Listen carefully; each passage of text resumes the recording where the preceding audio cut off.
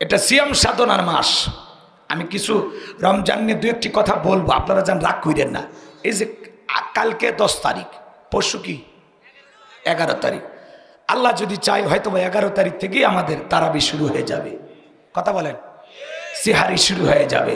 তো একটা বিষয় আপনারা মনে রাখবেন, শুধুমাত্র খেজুর ইফতারিতে খাওয়াই সুন্নত না, সিহারিতে খেজুর খাওয়াও সুন্নত। সুবহানাল্লাহ বলেন। আপনি সিহারিতে ডিম খান, মাছ খান, গোশত খান, কোনো সমস্যা নাই। খাবার শেষে অন্তত একটা হলেও খেজুর খাবেন। কয়টা কয় না? কয়টা? হ্যাঁ, মাঝে মাঝে রসুল 60টি খেজুর খায়া, মাত্র কয়টা? 60টা খেজুর খেয়ে তিনি সিয়াম পালন করতেন। আল্লাহু আকবার বলেন। মাঝে মাঝে রসুল দুধ, চেনেন তো নাকি? কথা কয় নাকি? হ্যাঁ, 1 গ্লাস দুধ খেয়ে, কয়েকটা খেজুর খেয়ে তিনি সিয়াম পালন করতেন। মাঝে মাঝে আমরা এগুলো ট্রাই করব, অন্তত একদিন 60টা খেজুর খেয়ে দেখেন। আপনি রোজা পালন করেন, সিয়াম সাধনা করেন, দেখেন অন্য অন্য দিনের তুলনায় ওই দিন আরো ভালো যাবে। কারণ আমরা মাঝে মাঝে রসুল যেহেতু 60টা খেজুর খেয়ে রোজা ছিলেন, সিয়ারিতে খেয়েছিলেন, আমরা এটা রসুলের সুন্নত মনে করে ভালোবেসে আমরা অন্তত 1টা সিয়াম, 2টা সিয়াম এইভাবে পালন করব। রসুলের সুন্নত পালন করা হলো, সিয়ামও হয়ে গেল। আল্লাহু আকবার বলেন। চেষ্টা তো করা যেতে পারে নাকি বলেন? পারবো তো ইনশাআল্লাহ। আল্লাহ যেন সঠিক বুঝ দান করেন। জোরে বলুন আমিন। আমার ভাইয়েরা, এই সিয়ারিতে খাওয়ার সময় অনেক মানুষের একটা ভুল ধারণা আছে। হঠাৎ করে গোসল ফরজ হয়ে গেছে, এই লোকটা চিন্তা করে যদি সিয়ারি খাইতে যায় তাহলে তো আজান হয়ে যাবে। আবার যদি না খেয়ে যায়, হঠাৎ করে যদি আজান দেয়, এই জন্য আপনার ওপরে যদি গোসল ফরজ হয় সিয়ারির সময়, ভালো করে বুঝবেন, সিয়ারির সময় আপনার ওপরে যদি গোসল ফরজ হয়, যদি সময় খুব কম থাকে তাহলে আগে সিয়ারি খাবেন। কথা কয় না? গোসল ফরজ হয়ে গেছে ওই অবস্থায় সিয়ারি খাবেন, কোনো ভুল নাই, কোনো ক্ষতি হবে না আপনার। এই ধারণাটা করা ভুল। মনে হয় যে আমার শরীরটা নাপাক আছে, গোসল ফরজ হয়ে গেছে, এই অবস্থায় সিয়ারি কেমনি খায়, এই ধারণাটা ভুল। আপনি সিয়ারি খান, এরপরে আপনি গোসল করে ফজরের নামাজ পড়তে যান। কথা কি বোঝা গেল? রাগ করছে, করেন, সমস্যা নেই। আমার ভাইয়েরা গভীর মনোযোগ দিয়ে শুনবেন।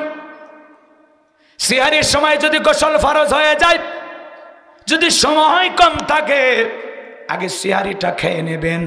সাহারি খাওয়ার পরে এরপরে আপনি গোসল করবেন, তারপরে নামাজ আদায় করবেন। মনে থাকবে তো মুসলমান? মনে থাকবে তো? আমার ভাইরা সামনের দিকে যাই। যে কথা বলতে চাচ্ছিলাম, হযরতে বেলাল কালেমা পড়ে মুসলমান হয়ে গেল। আমার নবী ডেকে বলে, বেলাল কালেমা পড়ে মুসলমান হয়েছো, আপাতত এই কথা প্রকাশ করা যাবে না, কারণ ইসলামের অবস্থা এখন ভালো না। তামাম পৃথিবীর দিকে তাকায় দেখেন, আজও ইসলামের অবস্থা খুব একটা ভালো না। ভারতের জমিনে মুসলমানেরা আল্লাহকে সিজদা দিতে চায়, ওই দিল্লির প্রশাসনের ভাইয়েরা নামাজরত মুসল্লিদেরকে লাঠি দিয়া পিটায়। কথা বলেন না কেন? এই যে গতকালকের ঘটনা, ভারতের দিল্লিতে মুসলমানেরা আল্লাহকে সিজদা দিতেছে, নামাজ আদায় করতেছে, নামাজরত মুসল্লিকে বেধর মারপিট করা হলো, লাঠি চার্জ করা হলো, আহত করা হলো। যারা নামাজরত মুসল্লিকে পিটাইছে, আঘাত করেছে, আল্লাহর গজব আসবে। একটু অপেক্ষা করেন। আজকে ফিলিস্তিনের দিকে তাকায় দেখেন, ইহুদি জাতি জালেমেরা নেতানিয়াহুর নেতৃত্বে, জো বাইডেনের নেতৃত্বে, পৃথিবীর সাদা চামড়ার দল, পশ্চিমা ইসলামের দুশ্মনদের নেতৃত্বে এই ইসরায়েলি ইহুদি জালেমেরা শিশু থেকে বৃদ্ধ পর্যন্ত, হাসপাতাল থেকে মসজিদ পর্যন্ত প্রত্যেকটা জায়গায় বর্বর হামলা চালাইতেছে। কথা বলেন ঠিক কিনা? এই ইহুদি জাতিদের অন্তরে কোনো মায়া দয়া নাই, এরা পশু। কথা কয় না? এরা কি পশু? এরা জঙ্গলি জানোয়ারের চাইতে নিকৃষ্ট। উলাইকা কাল আনআম বাল হুম আদল। কিছু কিছু মানুষ আছে যারা চতুষ্প জন্তু জানোয়ারের চাইতে নিকৃষ্ট। কথা বল ঠিক কিনা? আজ হাজার হাজার মুসলমান না খেয়ে রাত্রি যাপন করতেছে, হাজার হাজার বছর। 2টা শিশু পেটে পাথর বেঁধে কান্না করতেছেন। আল্লাহু আকবার। আমার ভাইয়েরা, ফিলিস্তিনি মুসলমানেরা 77 বছর ধরে রক্ত দিয়ে যাচ্ছেন। আল্লাহর কাছে দোয়া করি, আল্লাহ সামনে রমজান মাস, এই শাবানের শেষ সময় আপনার কাছে দোয়া করি, আল্লাহ এই পবিত্র রমজান মাসে বদরের প্রান্তরে মুসলমানদেরকে যেভাবে বিজয় দিয়েছিলেন, আল্লাহ তেমনি ভাবে রমজান মাসে ফিলিস্তিনের মুসলমানদেরকে তুমি বিজয় দাও। আরো জোরে বলেন আমিন, আরেকটু জোরে বলেন আমিন। আবারও যেন মুসলমানেরা মসজিদুল আকসায় নিরাপদে সালাত আদায় করতে পারে। জালেমেরা, গতকালকে জুমার নামাজ হয়েছে, মুসলমানেরা জুমার নামাজ পড়তে যায়, ওরা দরজা বন্ধ করে রাখে, বন্দুকের নলের সামনে দাঁড়িয়ে, রাস্তার উপরে দাঁড়িয়ে মুসলমানেরা আল্লাহকে সিজদা দেয়। আল্লাহু আকবার। ওদের ইমানের পাওয়ার কত চিন্তা করা যায়। ইহুদিরা কি নিয়ে আছে? বন্দুক নিয়ে দাঁড়ায় আছে, ওই বুলেটের সামনে, বন্দুকের সামনে দাঁড়ায় সিজদা দেয় কাকে? এটা কি চারটিখানি ইমান? এটা ইমানের বিশাল একটা পাওয়ার, কথা বলেন ঠিক কিনা? এজন্য মুসলমান হয়ে টিকে থাকা যে কত কঠিন, ইমানের পরীক্ষা কত প্রকার, এবং ইহা কি কি ফিলিস্তিনি মুসলমানেরা দিতেছেন। আমরা আরামে এসে আসি তো পরীক্ষা কি বুঝি না, কথা কয় না, রাগ করেছেন মনে হয়। এজন্য বাজানো গো আমার, ফিলিস্তিনের জমিনে যারা মুসলমানকে পিটায়, ভারতের দিল্লিতে নামাজরত মুসল্লিদের ওপরে যারা লাঠিচার্জ করেছে, সাময়িকভাবে এই প্রশাসনের ভাইকে বরখাস্ত করা হয়েছে। আমরা শুধু বরখাস্ত করলে খুশি না, ভারতের জমিনে আর যদি কোনোদিন নামাজরত মুসল্লিদের ওপরে কোনো প্রশাসনের লোকের আঘাত করে, আমরা চাই তাকে যাবজ্জীবন জেলখানায় বন্দি করতে হবে, তাকে এমন শাস্তি দিতে হবে, এমন শাস্তি দিয়ে দৃষ্টান্ত উপস্থাপন করতে হবে, যাতে ভারতের জমিনে আর একজন নিরপরাধ মুসলমানের ওপর নির্যাতন জুলুম করার সাহস এই জালেমেরা যেন না পায়। কথা বলেন না কেন? এই উগ্রবাদী কিছু আছে, এরা মুসলমানদেরকে আঘাত করে, মুসলমানকে মাইরে শান্তি পায়। কিন্তু মনে রাখবে, যার গায়ে হাত দিয়েছেন এই মুসলমান যদি চোখের পানি ছেড়ে দিয়ে আল্লাহর কাছে দোয়া করে, একবার যদি আসমানের মালিক আল্লাহ দোয়া কবুল করে, তোদের ভাগ্যের পরিণতি ভালো হবে না। কথা বলে ঠিক কিনা? ভারতে আজকে যারা বাবরি মসজিদ ভেঙে রাম মন্দির বানিয়েছে, নামাজরত মুসল্লিকে পিটাচ্ছে, আঘাত করতেছে, একদিন দেখবেন ভারতের জমিন খণ্ড খণ্ড হয়ে যাবে, তছনছ হয়ে যাবে, জালেমদের রাজত্ব চিরকাল থাকবে। জোরে বলেন থাকবে? ভেঙে খান খান হয়ে যাবে, ওদের ক্ষমতার চেয়ার একদিন ভেঙে যাবে, চিরকাল কেউ টিকে থাকতে পারবে না। আজকে ইমানদারদের কষ্ট দাও, বিচার একদিন আল্লাহর আদালতে হবে। এই দিন দিন নয়, আরো দিন আছে, এই দিন নিয়ে যাবে সেই দিনের কাছে। দুনিয়ার জীবন শেষ নয়, পরকাল নামের আর একটা জীবন আছে। আজকে জুলুম করেও ইমানদারদেরকে কষ্ট দিয়ে পার পাইতে পারো, আল্লাহর আদালতে তোমাদের বাঁচানোর কেউ থাকবে। আল্লাহ যেন জালেমদের হেদায়েত দান করেন, ভারতের সরকারকে আল্লাহ যেন হেদায়েত দান করেন। জোরে বলেন আমিন। ভারতের প্রশাসনের ভাইদেরকে আল্লাহ যেন হেদায়েত দান করেন। জোরে বলেন আমিন। আরেকটু জোরে বলেন আমিন। কষ্ট পাইছেন বুঝি আমার ভাইয়েরা? হযরত বেলাল দিকে বলেন, হাবিব আমার জীবনের কোনো দাম নাই। আমার মনি বোমায়েকে একদিন বলেছিলাম, ওর দুম্বা ছাগল পেশাব পায়খানা করে দেয়, এই ঘরে থাকতে আমার বড় কষ্ট হয়। উমায়ে ডেকে বলে, বেলাল রে, উর্দুম্বা ছাগলের দাম আমার কাছে আছে, কিন্তু তোর মতো কালো হাফসি বেলালের দাম আমার কাছে নাই। জোরে কন্যা উযুবিল্লাহ। নবীজিকে ডেকে বলেন, নবী আপনি শুধু আমাকে দোয়া করেন মৃত্যু পর্যন্ত আমি যেন কালেমার পথে টিকে থাকতে পারি। এই কথা বলে হযরত বেলাল চলে গেলেন। পরের দিন সকালবেলা সূর্য উদয় হয়েছে, অনেকটা বেলা হয়ে গেছে। হযরত বেলাল দরজা খোলে না, অন্যান্য চাকর বাকর যারা আছে এরা লালিশ নিয়ে ডাক দেয়। নালিশ নিয়ে চলে গেল উমায়ের কাছে, যায় বলে, নেতা এখন পর্যন্ত বেলাল দরজা খোলে নাই, উর্দুম্বা ছাগলের পেশাব পায়খানা পরিষ্কার করে নাই, তাই নাকি? বলে হ্যাঁ, ঠিক আছে চলো। এইবার দরজা সে ডাক দেয়, বেলাল দরজা খোল।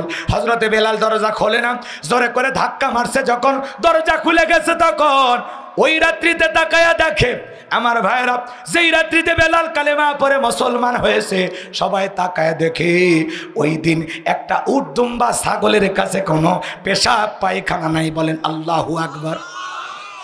এইবার উমাইয়া ডেকে বলে, চাকরের দল তোমরা বেলালের বিরুদ্ধে মিথ্যা অভিযোগ দাও। তোমরা যখন ঘুমাচ্ছিলে বেলাল তখন ময়লা আবর্জনা পরিষ্কার করেছে, তাকায়া দেখো না একটা উর্দুম্বা ছাগলের কাছে কোনো পেশাব পায়খানা নাই, যাও নিজে দাল। হযরতে বেলাল কথার জবাব দেয় না, হালকা করে ধাক্কা মারছে, যখন জবান দিয়া কালেমার আওয়াজ বের হয়েছে তখন ডেকে বলে, বেলাল রে তোর জবান দিয়া কি শুনতে পাইলাম, তুমি কি কালেমা পড়ে মুসলমান হয়েছো? হযরতে বেলাল ডেকে বলে, মুসলমান হয় যারা মিথ্যা কথা বলতে পারে না তার আল্লাহু আকবার। মুসলমানেরা মিথ্যাবাদী হতে পারে? এই যে রমজান হলো ঢাল শুরু, রোজা হলো কি? রোজা হলো ঢাল শুরু। এই ঢাল ছিদ্র হয় দুইটা কারণে।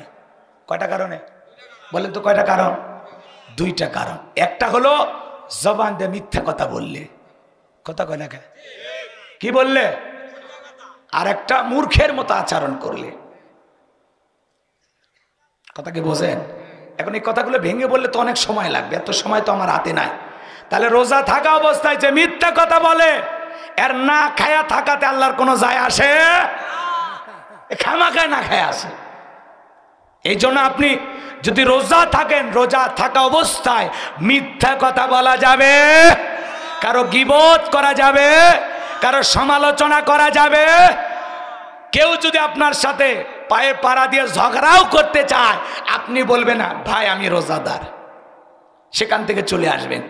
সে হাজারো অশ্লীল কথা বললে আপনি পাল্টা জবাব দেবেন না, আপনি বলবেন ভাই আমি রোজাদার। কারণ রোজা থাকা অবস্থায় মিথ্যা কথা বলা যাবে না, অশ্লীল কথা বলা যাবে না। কথা কয় না? আপনি সিয়াম পালন করেন, মিথ্যা জানেন না, অশ্লীল কথা বলেন, 3 বের হজ করে আসছে, ট্রিপল হাজি, এরপরে রোজা থেকে যা বকা বকে। কথা কয় না। মানুষ কয় হাজি সাহেবের ব্রেক ফেল আছে না নাই? আপনাদের এলাকার হাজিরা ভালো, আমার এলাকার কথা বলতেছি। এই জন্য যারা সিয়াম সাধনা করবেন খবরদার মিথ্যা বলবেন না, খবরদার রোজা থাকা অবস্থায় কোনো অশ্লীল কথা বলবেন না। অনেকে রোজা থেকে সময় কাটে না, টেলিভিশনে সিরিয়াল দেখে, নাটক দেখে, মোবাইল টিপাটিপি করে। আস্তাগফিরুল্লাহ, নাউজুবিল্লাহ। আরে ভাই রোজা থেকে সময় কাটে না, একটু তাসবিহ পাঠ করেন, জিকির করেন, কথা বলেন না, কথা বোঝেন নাই? রোজা থেকে আপনি মিথ্যে কথা বলতে হবে, অথবা আপনার রোজাটা নষ্ট হবে এরকম ভাব দেখতেছেন, আস্তে করে এসে বাড়িতে ঘুমাইয়া যান। তো কারোর সাথে ঝগড়া করেন না, মিথ্যে বললেন না, কথা কর ঠিক কিনা? যদি মনে করেন জবান কন্ট্রোল করা খুব কঠিন হচ্ছে, এই বুঝি মিথ্যা বের হয়ে যায়, এই বুঝি খারাপ কথা বের হয়ে যায়, তাহলে আস্তে করে বাড়িতে এসে ঘুমান, আগে রোজাটা শেষ হোক। কথা কয় না? পারবো তো ইনশাআল্লাহ। আপনার সময় কাটে না টেলিভিশন দেখে কাটান, সময় কাটে না মোবাইল টিপে কাটান, কোরআন তিলাওয়াত করেন, জিকির করেন, কথা কয় না? একটু ডাকেন আল্লাহরে, কোরআনের আয়াত পড়েন, তার অর্থ পড়েন।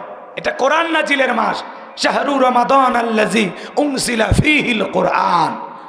আমি আল্লাহ পাক রমজান মাসে কোরআনকে নাজিল করেছি, বলুন আল্লাহু আকবার। রমজান মাসের দাম বেড়ে গেছে শুধুমাত্র কোরআন নাজিলের মাস হওয়ার কারণে, আল্লাহু আকবার বলেন। রমজান মাসের দাম শুধু বাড়ে নাই, যেই রাত্রিতে কুরআনুল কারীম নাজিল হয়েছে সেই রাতের দামটাও বেড়ে গেছে, আল্লাহু আকবার বলেন। লাইলাতুল কদরি খায়রুম মিন আলফি শাহর, 1000 মাসের চাইতে উত্তম রজনী, আল্লাহু আকবার বলেন। তাহলে মাসের দাম বেড়ে গেছে কোরআনের কারণে, রাতের দাম বেড়ে গেছে কোরআনের কারণে, কথা বলেন না কেন? রাগ করেছেন আপনারা? সেই কোরআন নাজিলের মাসে আমরা কোরআন তেলাওয়াত করব ইনশাআল্লাহ। আমাদের রমজান যেন কোরআনময় হয়, পারবো তো ইনশাআল্লাহ? আল্লাহ আমাদের কোরআন তেলাওয়াত করে রমজানের প্রত্যেকটা দিন কাটানো তৌফিক দান করুন। যে কয়টা আয়াত পারি, যে কয়টা সূরা পারি নিয়মিত তেলাওয়াত করব ইনশাআল্লাহ। কমপক্ষে 2-4টা সূরা যা পারি তেলাওয়াত করব, শেখার চেষ্টা করব, না পারলে আল্লাহ যেন কবুল করেন। তাহলে মুসলমান রোজা থেকে মিথ্যা কথা বলা যাবে, কাউকে গালি দেয়া যাবে, ঝগড়া করা যাবে, অশ্লীল কথা বলা যাবে। এগুলো বললে রোজা ঢাল স্বরূপ, ঢালটা কি হয়? ছিদ্র হয়ে যায়। মনে থাকবে তো ইনশাল্লাহ? আমার ভাইয়েরা, হযরতে বেলাল ডেকে বলেন, মুসলমান হয় যারা মিথ্যা কথা বলবে না তারা ওয়াকুলু কওলান সাদীদা, মুসলমানেরা হবে সত্যবাদী। মুসলমানেরা কখনো মিথ্যাবাদী হতে পারে? মুসলমান জবান দিয়ে সত্য কথা বলবে। পারবো তো ইনশাআল্লাহ? আমার ভাইয়েরা, আমাদের সমাজে হাজারো মিথ্যাবাদী আছে।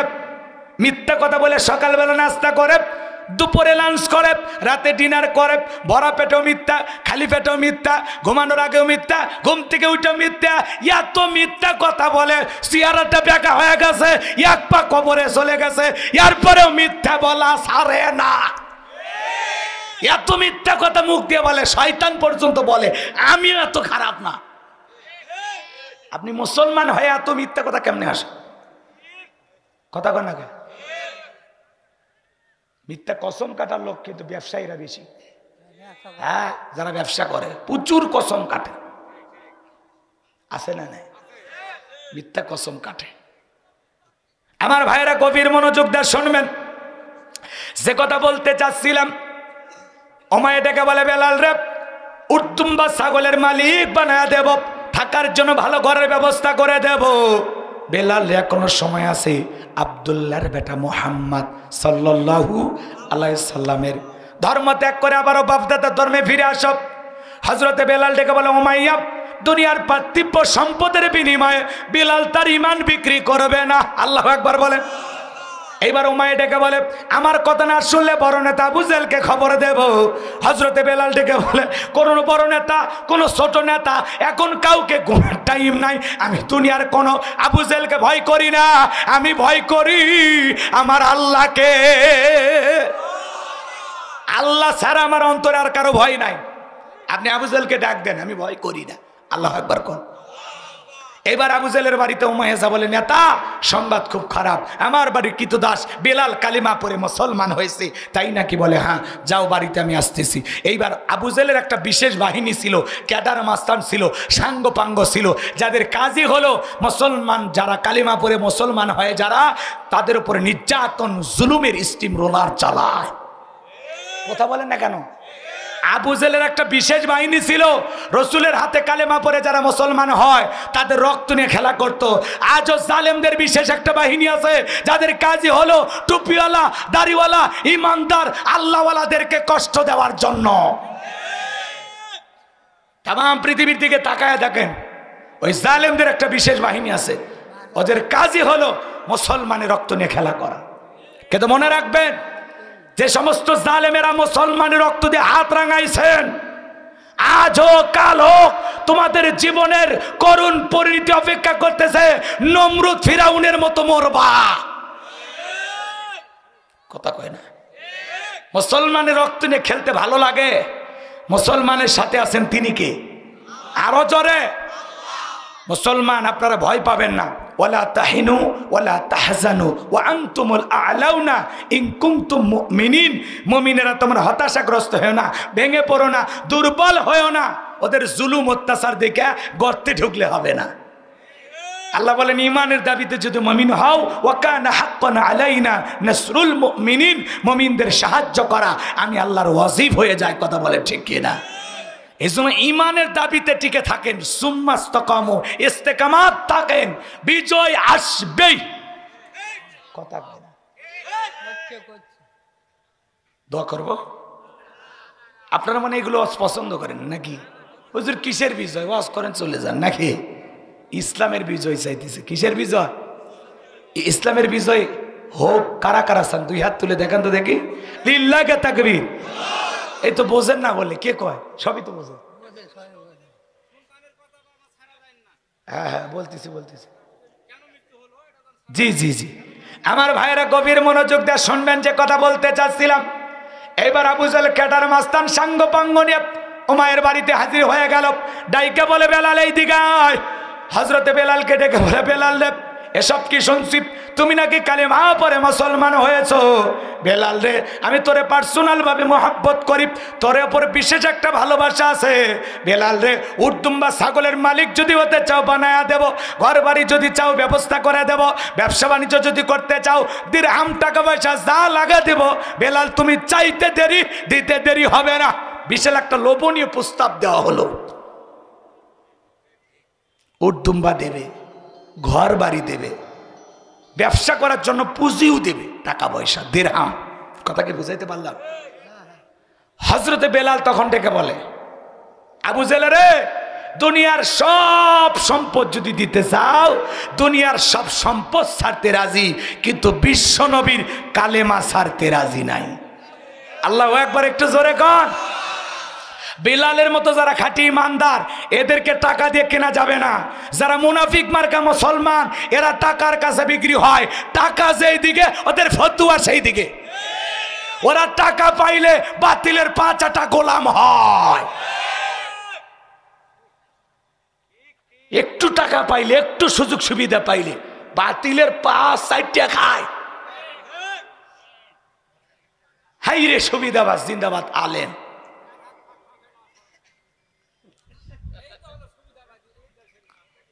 রাগ করছেন আপনারা? ওগুলো পরে, ওগুলো গুরুত্বপূর্ণ বিষয়। কষ্ট হচ্ছে আপনাদের? এদিক খেয়াল করেন।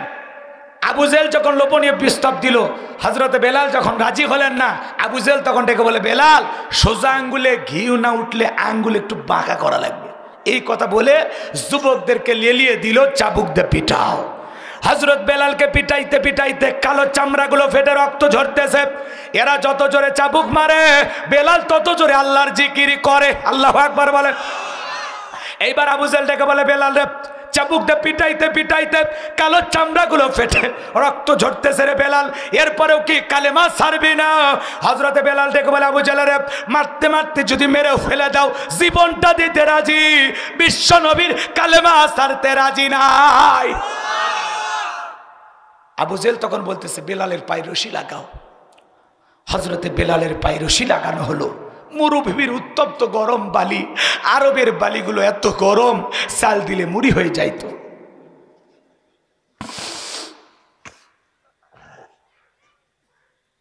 আমার ভাইয়েরা, হযরতে বেলালের পায়ে রশি লাগায় মরুভূমির গরম বালিতে ছেঁচড়াইয়া ছেঁচড়াইয়া নিয়ে ঘোরা গেল। বাবলা গাছের কাঁটাগুলো জিহ্বার বিরুদ্ধে, জিহ্বার ভিতরে পেরেকের মতো মারা গেল। এত নির্যাতন জুলুম করার পরে বিকেল বেলা যাইকে বলে, বেলাল, চাবুক দিয়ে পিটাইলাম, পায়ে রশি লাগাইয়া নিয়ে ঘুরলাম, এত নির্যাতন জুলুম তোর উপরে করা হলো রে বেলাল, এরপরেও কি বিশ্ব নবী মুহাম্মদ সাল্লাল্লাহু আলাইহি সাল্লামের দল ত্যাগ করবি না?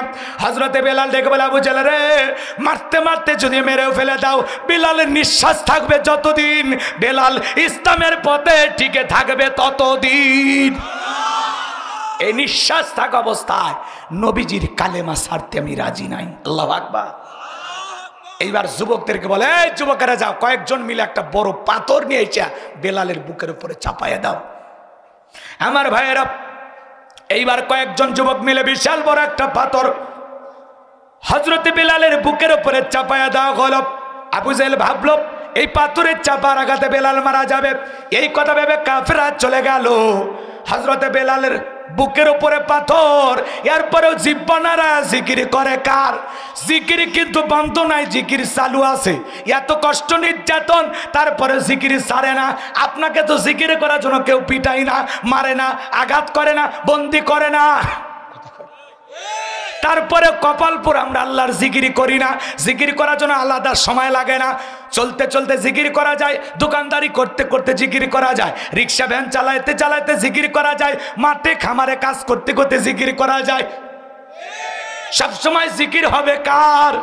হাদিস শরীফের ভিতরে আসছে, যে জিহ্বাটা আল্লাহর জিকিরে ভিজা থাকবে, ওই জিহ্বাওয়ালা মানুষ কোনোদিন জাহান্নামের আগুনে জ্বলবে না। সব সময় জিকির করব কার? ফাযকুরুনি আযকুরুকুম ওয়াশকুরুলি ওয়ালা তাকফুরুন। তোমরা আমারে স্মরণ করো, আমি আল্লাহ তোমাদেরকে স্মরণ করব। আল্লাহু আকবার বল। তাহলে জবান দিয়ে জিকির হবে কার? আরো জোরে বলেন কার? কষ্ট হচ্ছে আপনাদের? আমার ভাইয়েরা, হৃদয়ের কান পেতে কথাগুলো শুনবেন। আমি যে কথাগুলো আপনাদের উদ্দেশ্যে বলতে চাচ্ছিলাম, গভীর মনোযোগ দিয়ে শুনবেন। আমার ভাইয়েরা, হযরতে বেলালের বুকের উপরে পাথর, জিহ্বা নাড়া আল্লাহর জিকির করে আর ডেকে বলে, আল্লাহ তুমি তো সেই আল্লাহ ইব্রাহিমের জন্য যদি নমরুদের আগুনকে ফুলের বাগান বানায় দিতে পারো, আল্লাহ তুমি কি পারো না আমি বেলালের বুকের ওপরে পাথর থাকার কারণে তোমার মতো মালিকের জিকির করতে বড় কষ্ট হয়, আল্লাহ তুমি কি পারো না বেলালের বুকের পাথরটাকে তুলার মতো নরম বানায় দিতে? হযরতে বেলাল দোয়া করতে দেরি, আসমানের মালিক আমার আল্লাহ দোয়া কবুল করতে দেরি করে নাই, বেলালের বুকের পাথরটাকে আমার আল্লাহ তুলার মতো নরম বানিয়ে দিয়েছে। আশিক রাসূল বেলাল, নবীর পাগল বেলাল। নবী যখন মক্কা নগরীতে পথ চলত, হযরতে বেলাল একবার ডানে যায় একবার বামে যায়। বিশ্ব নবী ডেকে বলে, বেলাল বুঝি না, একবার ডানে যাও একবার বামে যাও, ব্যাপারটা কি? হযরতে বেলাল ডেকে বলল, নবী এই মক্কার কাফেররা হলো আপনার শত্রু, ওরা টার্গেট করে যদি ডান থেকে তীর নিক্ষেপ করে, ওই তীরটা যেন সর্বপ্রথম আমি বেলালের বুকের ভিতরে ঢোকে, আবার বাম থেকে যদি তীর নিক্ষেপ করে মনে মনে ভাবি ওই তীরটা যেন সর্বপ্রথম আমি বেলালের বুকের ভিতরে ঢোকে। আমি বেলাল মারা গেলে ইসলামের ক্ষতি হবে না, আপনি নবী মারা গেলে ইসলামের মাথা উঁচু করে সামনের দিকে দাঁড়াতে পারবে না। বলেন আল্লাহু আকবার। আশিক রাসূল বেলাল, নবীর পাগল বেলাল, নবীকে পাগলের মতো ভালোবাসতেন। আল্লাহু আকবার। যেদিন বিশ্বনবী ইন্তেকাল করেছিলেন, 2 মিনিটে বলি, কষ্ট হচ্ছে আপনাদের? আমার ভাইরা, ছোট্ট বাচ্চার মতো বেলাল ফুফিয়ে ফুফিয়ে কান্না করে। সাহাবা একরাম ডেকে বলে, বেলাল এভাবে কান্না করো না, ভেঙে পড়ুন। হযরত বেলাল ডেকে বলে, আমি আর জীবনে কোনোদিন আজান দেব না, আমি আজান দেওয়ার পরে বিশ্বনবী ইমামতির মুসল্লায় দাঁড়াবে না, আমি আর কোনোদিন আজান দেব না। কান্না করে। সাহাবা একরাম সবর করতে বলে, বুঝ দেয়, সান্ত্বনা দেয়, বেলাল কারো কথা শোনে না, ছোট্ট বাচ্চার মতো ফুপিয়ে কান্না করে।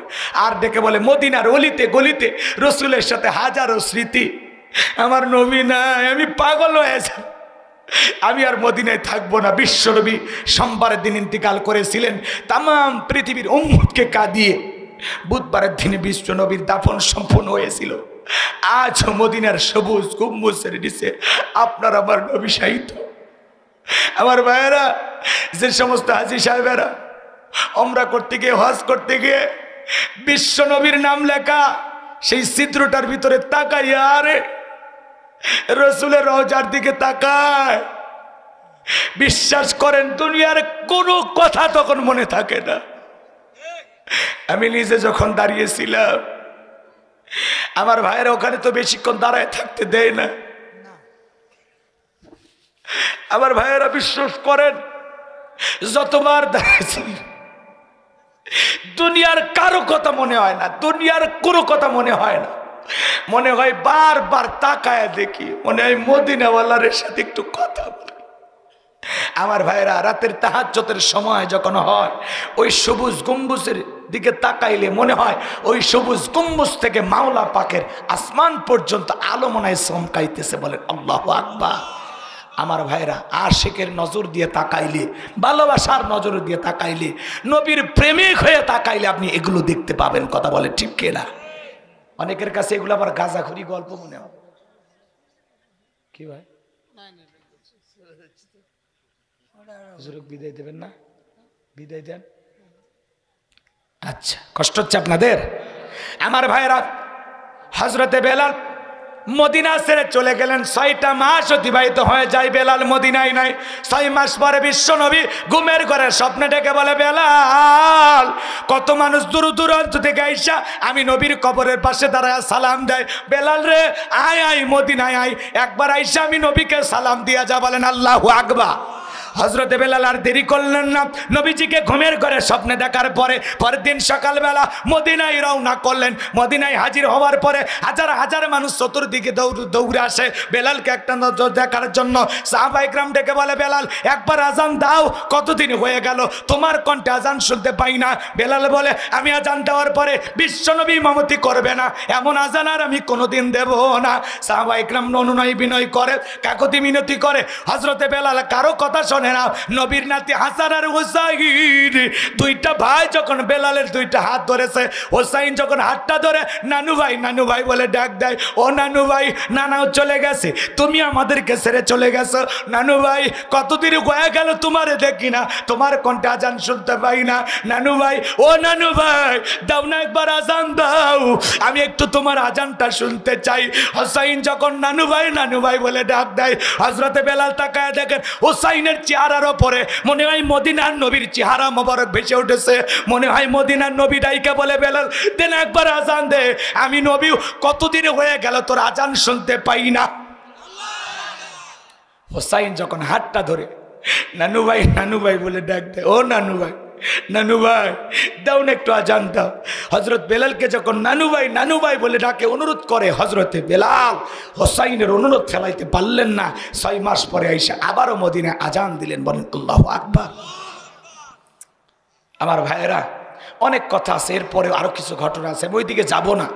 বেলালের বুকের উপরে পাথর, নির্যাতন, জুলুম, এই খবর যখন বিশ্বনবীর কান পর্যন্ত পৌঁছে গেল, আমার নবী তখন ডেকে বলে, আবু বকর, আমার বেলালের কষ্ট আর নির্যাতনের কথা আমার সহ্য হয় না, যাও তুমি আমার বেলালের জন্য একটা কিছু করো।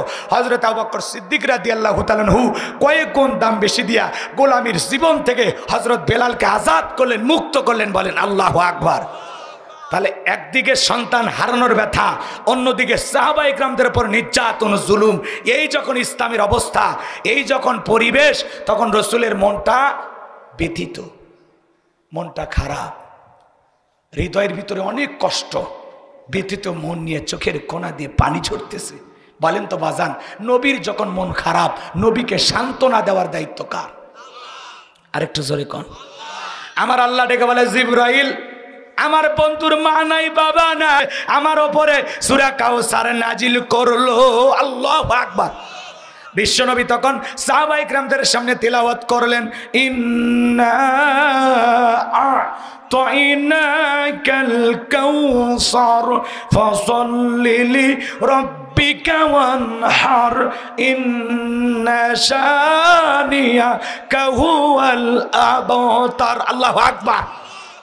আল্লাহ তাআলা জানিয়ে দিলেন, ইন্না আ'তাইনাকাল কাউসার, নিশ্চয়ই আমি আল্লাহ পাক আপনাকে হাউজে কাউসার দান করেছি। বলেন আল্লাহু আকবার।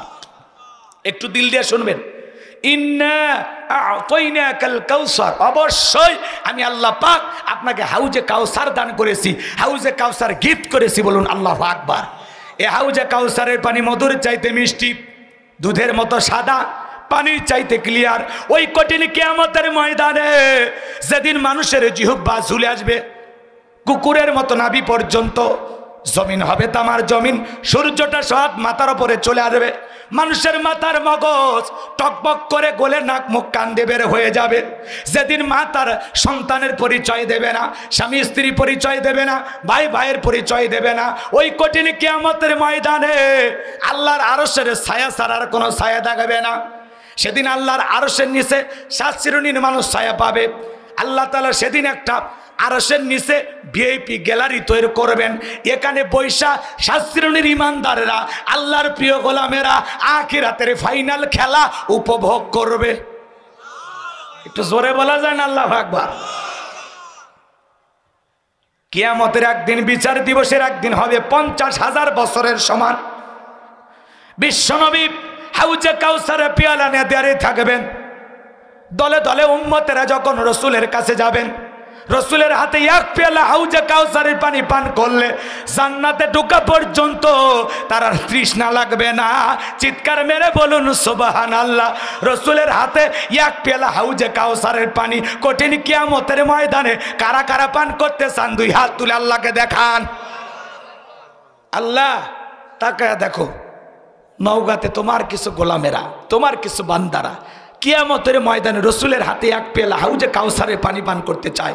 আল্লাহ সেই সৌভাগ্য আমাদেরকে আপনি দান করুন। রসুলের হাতে এক পেয়ালা হাউজে কাউসারের পানি পান করা তৌফিক আমাদেরকে দান করুন। আরো জোরে বলুন আমিন, আরো একবার বলেন আমিন।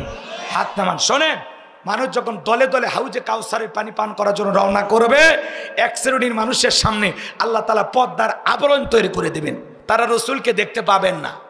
রসুল তখন আল্লাহকে প্রশ্ন করবেন, আল্লাহ আমার হাজার হাজার উম্মতকে আমি দেখতে পাইলাম, কেন জানি সংখ্যা কমে গেল, কারণটা কি? আমার আল্লাহ তখন ডেকে বলে, বন্ধু আপনি তো পাইকারি দরে সবাইকে হাউজে কাউসারের পানি পান করাতে পারবেন না। দুনিয়ার জমিনে দুইটা অপরাধ করেছিল যারা, হাউজে কাউসারের পানি আজকে পাবে না তারা। কয়টা অপরাধ? কি সেই দুইটা অপরাধ? আপনার আমার ভিতরে থাকতে পারে কিনা জানার দরকার আছে। কষ্ট হচ্ছে আপনাদের? শোনেন, হাউজে কাউসারের পানি একবার পান করলে রসুল পিয়ালা নিয়ে দাঁড়িয়ে থাকবেন, আপনি যাবেন রসুলকে দেখবেন, রসুলের হাত থেকে নিয়ে পান করবেন। এই সৌভাগ্য কয়জনের ভাগ্যে জুটবে?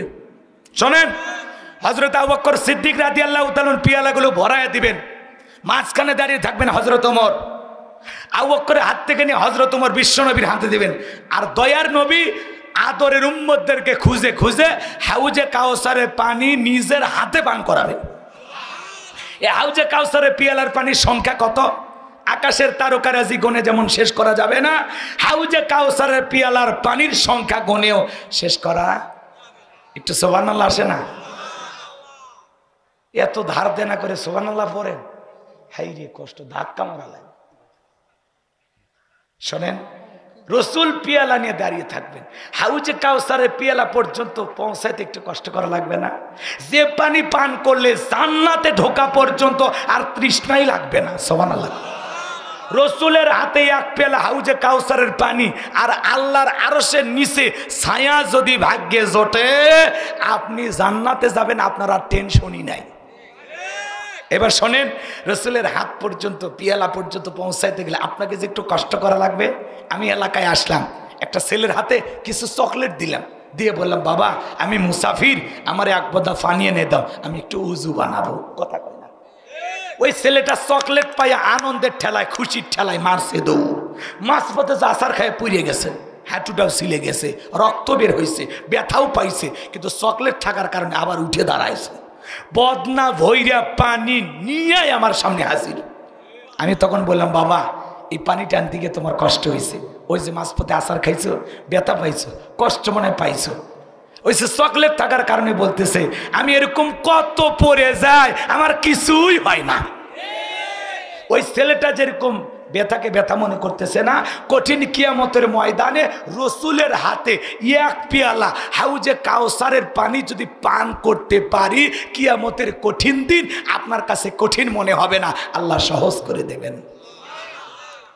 এবার হাউজে কাউসারের পেয়ালা পর্যন্ত যাইতে গেলে যে একটু কষ্ট করা লাগবে, ঠান্ডা পানি দিয়ে উজু বানায়া নামাজ আদায় করতে হবে। আপনি হয়তো বা কোনোদিন নামাজ পড়েনি, হঠাৎ করে মসজিদে গেছেন, পুরাতন মুসল্লি যারা আগে থেকে যারা নামাজ পড়ে, ওরা আপনাকে দেখে বলে, বাপ রে বাপ আজকে সূর্য কোন দিক উঠছে বারে, উত্তর পাড়ার বাদশা দিকে মসজিদে। কথা কয় না কে? আবার আর একজন বলে, দেখি তোর নামাজ কয়দিন থাকে। আর একজন কয়ে, নামাজ কি ঠিকঠাক ভাবে ধরছু না 2 দিন পর ছেড়ে দিব। এইভাবে সমালোচনা করে। এটা কি করা উচিত? আর একটু জোরে, কখনোই করা উচিত নয়। আরে ভাই 10 জনকে দাওয়াত দিয়ে তো মসজিদে আনতে পারেন না। এই লোকটা মসজিদে আসছে, নতুন নামাজ পড়তে আসছে, আল্লাহর কাছে দোয়া করেন, ভাই তুমি মসজিদে আসছো দেখে দিলটা ভরে গেছে, আল্লাহর কাছে দোয়া করি আল্লাহর জন্য মৃত্যু পর্যন্ত মসজিদে এসে তোমাকে সিজদা দেওয়ার তৌফিক দান করে। কেউ মসজিদে গেছে, ওয়েলকাম করেন, স্বাগতম জানান, আনন্দিত হন। কথা কন। আর তা না করে আমরা ঠাট্টা বিদ্রুপ করি, হাসি তামাশা করি, দেখি তোর নামাজ কয়দিন থাকে। ওই মানে মসজিদের দারওয়ান, কে ঢোকে কে বার হয় তার হিসাব নিকাশ রাখে। ভালো হয়ে যান, ভালো হয়ে যান। কেউ একজন আসছে, তারে শরম দেন কেন? কথা কয় না? কেন শরম দেন, কেন কষ্ট দেন? ভালো মন নিয়ে ঢুকছে লোকটা, আপনার আগে আর মসজিদে যায় না, আছে না? 2-3 জন মুরব্বী ধরে একটু শরম দিছে, কষ্ট পাইছে, ওই লোকটা রাগ করে আর মসজিদে যায় না।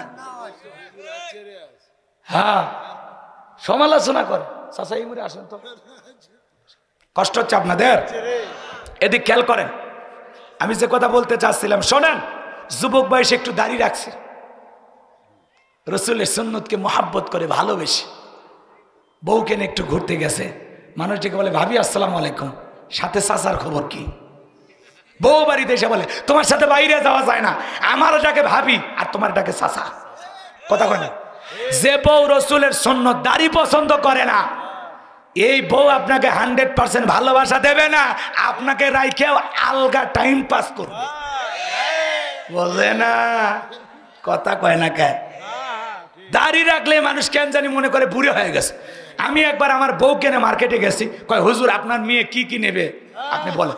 আমি বলে এই কি কইলি, ওইটা আমার বউ রে। তখন বলতেছে কি কোন হুজুর? আমি বয়স মানে কি, তুই কি মনে করিস আমি 71 সালে যুদ্ধ করছি সেই হুজুর নাকি? আমার জন্ম 1987 সালে, বেটা বয়স কয় বছর চলতেছে, আমার বউরে বানাইলি আমার মেয়ে। কথা কয় নাকি? আছে না এরকম কিছু লোক, হয়তো বা মেয়ে কেনে কেনাকাটা করতে গেছেন, তখন বলে আপনার বউকে কিছু কিনতে বলে, উল্টাটা বলে ফেলে দেয়। আবার যেদিন বউ নিয়ে গেছেন কিনতে, তখন বলে আপনার মেয়েকে কি কি নিবে একটু নিতে বলেন, কোন কাপড়টা চয়েস করে নিতে বলেন। আছে না নাই ভাই? চাচা এরকম হয় না? বা মন খারাপ করেছেন বুঝি।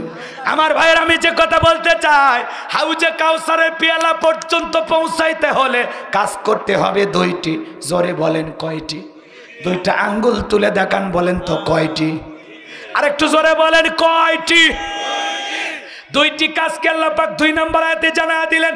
সবাই পড়ুন, ফাসল্লিলি রব্বিকা ওয়ানহার, ফাসল্লিলি রব্বিকা ওয়ানহার, ফাসল্লিলি রব্বিকা। 1 নাম্বার রবের উদ্দেশ্যে সালাত আদায় করা। নামাজ হবে একমাত্র কার জন্য? আরো জোরে, ফাসল্লিলি রব্বিকা, রবের উদ্দেশ্যে সালাত। নামাজ হবে একমাত্র শুধুমাত্র আল্লাহ তাআলাকে রাজি খুশি করার জন্য। বলিন্না সালাতি ওয়া নুসুকি ওয়া মাহইয়ায়া ওয়া মামাতি লিল্লাহি রাব্বিল আলামিন। নবীজি আপনি বলুন, আমার নামাজ, আমার কুরবানি, আমার জীবন, আমার মরণ লিল্লাহি রাব্বিল আলামিন, আসমান জমিনের প্রতিপালকের জন্য। তাহলে মুমিন জীবনের সালাত হবে একমাত্র আল্লাহ তাআলাকে রাজি খুশি করার জন্য।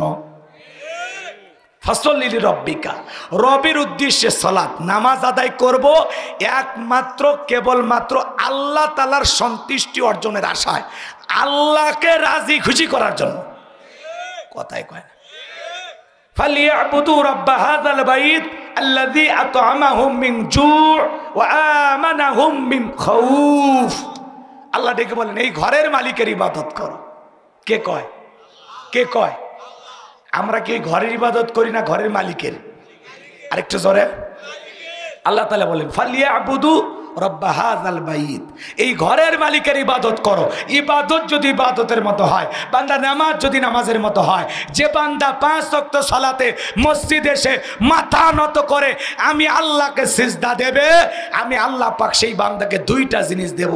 1 নাম্বার, যে বান্দা 5 ওয়াক্ত সালাতে আমার কুদরতি কদমে মাথা নত করে আমি আল্লাহকে সিজদা দেবে, আমি তাকে 2টা জিনিস দেব। 1 নাম্বার, তার রিজেকের টেনশন করা লাগবে না, ওই নামাজি বান্দাকে আমি আল্লাহ রিজেকের ব্যবস্থা করে দেব। আজকে রিজেক নিয়ে যত পেরেশানি, যত হতাশা, যত টেনশন, বলেন তো রিজেক দেওয়ার মালিক কে? আপনাদের এলাকায় রাতের বেলা একটা প্রাণী বের হয়, কুহু কইয়াছিল, ওর নাম কি? শিয়াল। শিয়াল পণ্ডিত নাই? আচ্ছা, ওর নাম কি? আবাদ পুকুরে ভাতের হোটেল আছে, কথা মাছের হোটেল আছে, মুরগির হোটেল আছে, শিয়ালের নামে কথা কয় না। ব্যাংকের অ্যাকাউন্টে টাকা আছে, তো শিয়ালরে খাওয়ায় কে? একটা পাখি সকালবেলা খালি পেটে নিচ থেকে বের হয়ে যায়, সন্ধ্যাবেলায় পেট ভরে ওই পাখিকে বাসায় ফেরত পাঠান কে? আর আমরা আশরাফুল মাখলুকাত, আল্লাহকে না খাওয়ায় রাখবে? আপনি রিক্সা চালক, ভ্যান চালক, সকালবেলা খালি পকেটে বের হয়ে যান, সন্ধ্যাবেলায় 500-600 টাকা ওই পকেটের ভিতরে ব্যবস্থা করে দেন কে? তাহলে রিজেক দেওয়ার মালিক কে? উত্তরপাড়ার রাজ্জাক না, ওইটা আব্দুর রাজ্জাক, ওইটা আব্দ, দাস, গোলাম, বান্দা। রিজেক দাতাকে ওয়ামা মিন দাব্বাতিন ফিল আরদি ইল্লা আলাল্লাহি রিজকুহা, পৃথিবীতে এমন কোন বিচরণশীল প্রাণী নাই যার রিজেকের ব্যবস্থা আমি আল্লাহ আসমান থেকে করি না। ওই আটলান্টিক মহাসমুদ্রের 33,000 ফিট গভীরতল পানির নিচে থাকা ছোট্ট একটা প্রাণী, তার রিজেকের ব্যবস্থাও আমি আল্লাহ আসমান থেকে করি। বলুন আল্লাহু আকবার। তাহলে 1 নাম্বার, আপনাকে আমাকে রিজেক দেবেন কে? আর 2 নাম্বার ডেকে বলে বান্দা তোমার জীবনে কোনো ভয় থাকবে না, সকল ভয় থেকে আমি আল্লাহ নিরাপত্তা দেব। চিৎকার মেরে বলেন আল্লাহু আকবার। এখন মানুষের জানমালে ভয় আছে না নাই?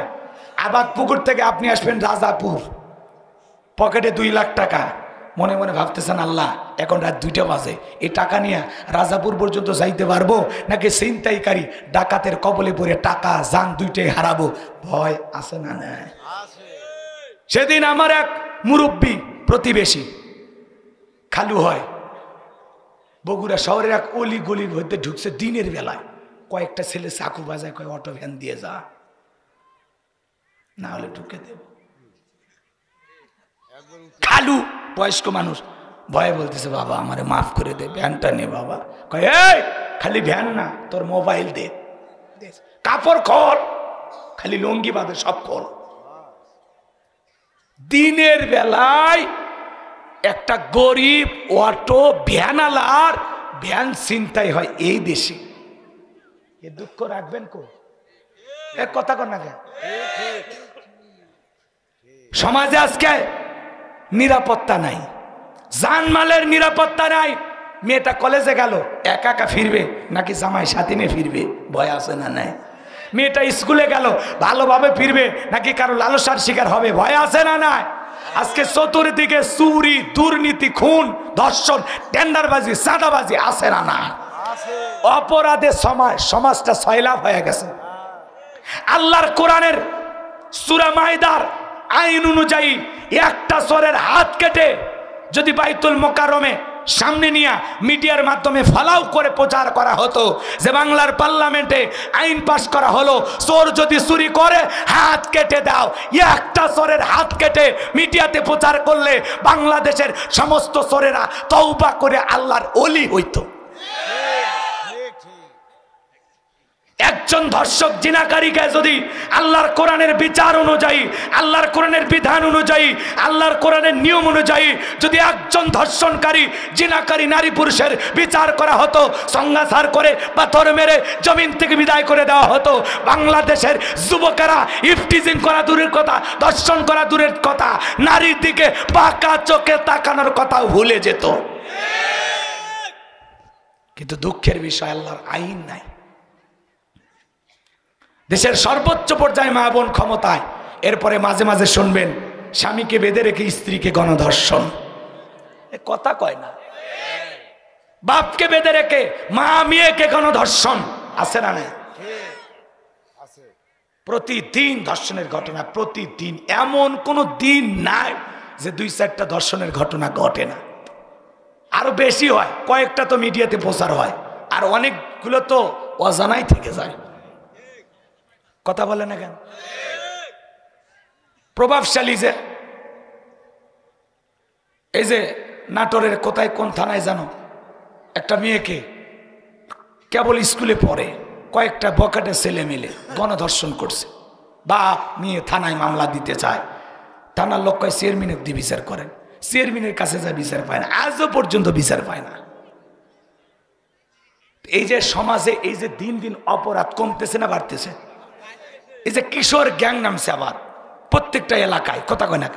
ছোট ছোট বাচ্চারা অবৈধ কাজের সাথে জড়িত, ছোট ছোট বাচ্চার মেজাজ তীক্ষ্ণ, ছোট ছোট বাচ্চার চুলের কাটিং, বাপরে বাপ, মাথায় খেলে না।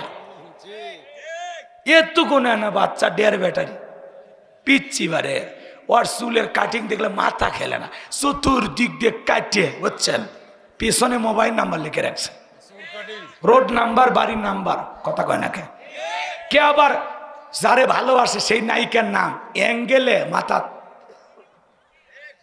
মাথার নাম লিখে ঘুরতেছে, আছে না নাই? আপনার ছেলেটা উল্টা পাল্টা cutting, Messi cutting, Rahul cutting, আজে বাজে চুল কাটিং দিয়ে আসে, রসুলের সুন্নত অনুযায়ী চুল কাটে না। আপনি বাবা হয়ে কোনোদিন ধমক দিতে পারলেন না, আপনি তো ব্যর্থ বাবা। কথা কয় না কে? ছেলে উল্টা পাল্টা কাটিং দিছে, আমি মুসলমান, তুমি মুসলমান, আমরা রসুলের উম্মত, যে কায়দায় চুল কেটেছো, এই messing cutting, Ronaldo cutting, Rahul cutting, Shakib খানের কাটিং চলবে না। চল চল আবার চলছিল নি, কথা কয় না? এক ছেলে দেখি ভাই পুরো মাথার চুল কেটে এই যে মাঝখানে বুঝছেন, তেল মোবিল দিয়ে খাড়া করে রাখছে খেরের পালার মতো। ওইটা কি কাটিং শুনলাম, এটা নাকি কি কাটিং করলো। ওই যে না না কি যেন একটা ক্রিকেটার আছে গো, পোলাট না কি নাম, হ্যাঁ হ্যাঁ ওই যে থাকে না আন্ডার রাসেল নাকি, হ্যাঁ আন্ডার রাসেল বলে না, আন্ডার রাসেল ওই জানি না তো নাম, আপনারাই ভালো বোঝেন, খালি বলে ছয় মারে, বোঝেননি? সেই সমস্ত খেলোয়াড়দের কাটিং আজকে আপনার আমার সন্তানেরা গ্রহণ করেছে, রসুলের সুন্নাত ভুলতে বসেছে। কষ্ট হচ্ছে? আর কথা বাড়াবো না, শোনেন শোনেন। তাহলে সমাজে নিরাপত্তা নাই। আল্লাহ বলতেছে সমাজের সকল মানুষ যখন 5 ওয়াক্ত সালাতে মাথা নত করে আমি আল্লাহকে সিজদা দিবে, আমি আল্লাহ তখন সমাজে নিরাপত্তা দেব। বাংলাদেশের সমস্ত মুসলমান যদি মাথা নত করে আল্লাহকে সিজদা দেয়, যে বান্দা 5 ওয়াক্ত সালাতে মাথা নত করবে, এ ইফটিজিং করবে না, এ চুরি করবে না, চিন্তাই করবে না, মানুষকে গালি দেবে না। কথা বলেন ঠিক কিনা? কারণ নামাজ সমস্ত অশ্লীল কাজ থেকে আপনাকে আমাকে বিরত রাখে। আল্লাহু আকবার বলেন।